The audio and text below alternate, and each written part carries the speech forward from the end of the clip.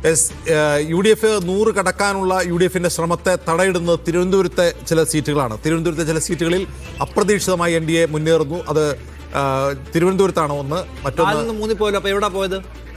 അത് ചാത്തന്നൂർ പോയി കാണും. അല്ല, എനിക്ക് തോന്നുന്നു തിരുവനന്തപുരം സെൻട്രലിൽ അവർ കഴക്കൂട്ടം പോയിട്ടുണ്ടാവും.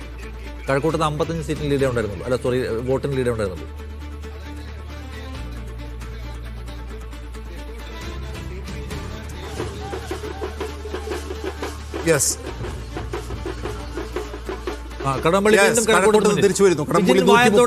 വിജിൻ വായന്തോടിനെ കഴക്കൂട്ടത്ത് മാറി മറിയുന്ന വോട്ട്. നമ്മുടെ മുഴുവൻ ശ്രദ്ധയും ഇനി അങ്ങോട്ടായിക്കോട്ടെ.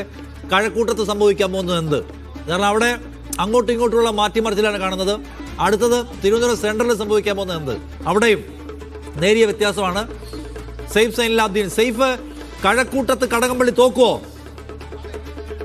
സാഹചര്യത്തിൽ അങ്ങനെ പറയാൻ കഴിയില്ല നിഷാദ്. കാരണം ഇനി എണ്ണാനുള്ള ചില മേഖലകൾ, അത് LDFന് അനുകൂലമായ ചില മേഖലകളുണ്ട്. പക്ഷേ ആ പോരാട്ടം നടക്കുന്നത് അത് LDFും NDAയും തമ്മിലാണ് എന്ന കാര്യത്തിൽ സംശയമില്ല. ഇവർക്ക് രണ്ടുപേർക്കും വോട്ട് വിഭജിച്ച് പോകുന്നുണ്ട്. NDAയുടെ ചില കേന്ദ്രങ്ങളിൽ കടകംപള്ളിക്ക് അനുകൂലമായ വോട്ടുണ്ടായിട്ടുണ്ട്. അതുപോലെ തന്നെ LDFന്റെ ചില മേഖലകളിൽ വി മുരളീധരന് അനുകൂലമായ വോട്ടുണ്ടായിട്ടുണ്ട്. എന്തായാലും ഒരു 2 റൗണ്ട് കൂടി കഴിഞ്ഞാൽ നിഷാദിന്റെ ഈ ചോദ്യത്തിന് കൃത്യമായ ഉത്തരം ഞാൻ നൽകുന്നതായിരിക്കും. അതുകൊണ്ട് ഈ ഘട്ടത്തിൽ ആർക്ക് തോൽവി ആർക്ക് ജയമെന്ന് പറയാൻ കഴിയില്ല. 2 റൗണ്ട് കൂടി കഴിഞ്ഞാൽ ഞാൻ കൃത്യമായ ഉത്തരം അതിന് നൽകാം നിഷാദ്.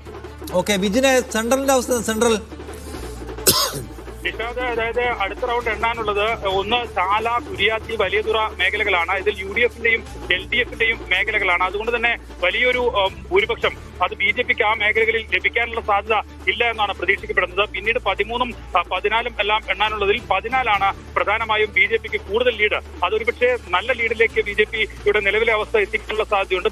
മണക്കാട്, ശ്രീവരാഹം ഉൾപ്പെടെയുള്ള മേഖലകളാണ്. പക്ഷേ അത് കഴിയുമ്പോഴാണ് കോൺഗ്രസിന് തിരിച്ചു വരാൻ കഴിയുന്ന മേഖലകൾ ഉള്ളത്. ഭീമാപ്പള്ളി, ഒപ്പം തന്നെ മാണിക്യവിളാകം, ഒപ്പം പൂന്തുറ മേഖലകളാണ് അവസാന റൗണ്ടിൽ എണ്ണാൻ പോകുന്നത്. അവിടെ സ്വാഭാവികമായും കഴിഞ്ഞ തവണ ആന്റണി രാജു വലിയ തിരിച്ചുവരവ് നടത്തുകയും വിജയത്തിലേക്ക് എത്തുകയും ഒക്കെ ചെയ്തത് ആ മേഖലകളിൽ നിന്നായിരുന്നെങ്കിൽ ഇത്തവണ സ്വാഭാവികമായും നിലവിലെ ഒരു വോട്ടിംഗ് പാറ്റേൺ അനുസരിച്ച് കോൺഗ്രസിന് അനുകൂലമായി ആ വോട്ടുകൾ എത്താനാണ് സാധ്യത. അങ്ങനെയെങ്കിൽ CP ജോൺ അവിടെ വിജയിക്കാനുള്ള സാധ്യതയാണ് നിലവിൽ കാണുന്നത്. അല്ലെങ്കിൽ അടുത്ത 2 റൗണ്ട് കഴിയുമ്പോൾ BJP വലിയ നേട്ടം ആ മേഖലകളിൽ ഉണ്ടാകും.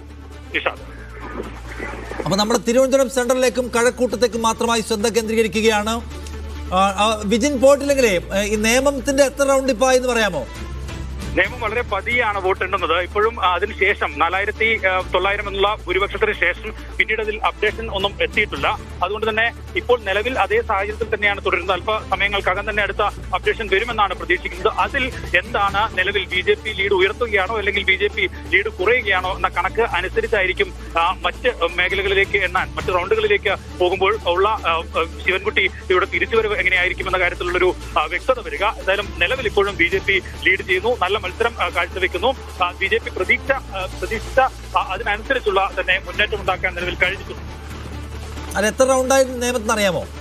നിലവിൽ 7 റൗണ്ടാണ് എണ്ണിക്കഴിഞ്ഞിട്ടുള്ളത്. ഇനി 8ഉം 9ഉം കൂടി BJPക്ക് സ്വാധീനമുള്ള മേഖലകളാണ്. അത് കഴിയുമ്പോഴാണ് സ്വാഭാവികമായും LDFന് അനുകൂലമായ മേഖലകളിലേക്ക് എത്തുന്നത്. ശിവൻകുട്ടി പ്രതീക്ഷിക്കുന്നതും 9 റൗണ്ടിന്റെ അവസാനവും ഒപ്പം തന്നെ 10ലേക്ക് എത്തുമ്പോൾ ലീഡ് എന്നുള്ളതാണ് ശിവൻകുട്ടി പ്രതീക്ഷിക്കുന്നത്. അത്രയും ലീഡിലേക്ക് എത്തണമെങ്കിൽ ആ റൗണ്ടുകൾ കൂടി എണ്ണണം. അവിടെ കോൺഗ്രസിനും ഒരുപോലെ തന്നെ ശക്തിയുള്ള മേഖലകളാണ്. അതുകൊണ്ട് തന്നെ കോൺഗ്രസ് കൂടുതൽ വോട്ട് പിടിച്ചാൽ ന്യൂനപക്ഷ മേഖലകൾ കൂടിയാണ് കമലേശ്വരം ഒക്കെ എന്ന് പറയുന്നത്. തിരുവല്ല മേഖലകളുണ്ട്. അതുകൊണ്ട് തന്നെ ആ മേഖലകളിൽ കോൺഗ്രസ് കൂടി LDF ലഭിക്കുമെന്ന് പ്രതീക്ഷിക്കുന്ന വോട്ടുകൾ കൂടുതലായി പിടിച്ചാൽ സ്വാഭാവികമായി BJP കുറച്ചുകൂടി മുന്നോട്ട് പോകാൻ, ലീഡ് അതേ നിലയിൽ തുടരാനുള്ള സാധ്യതയാണുള്ളത്. എന്തായാലും ഈ റൗണ്ടും അടുത്ത റൗണ്ടും കഴിയുമ്പോൾ ശിവൻകുട്ടിക്ക് ഏതെങ്കിലും തരത്തിൽ ലീഡ് എടുക്കാനോ അല്ലെങ്കിൽ BJPയുടെ ലീഡ് കുറക്കാനോ കഴിയുമെന്ന പ്രതീക്ഷയാണ്.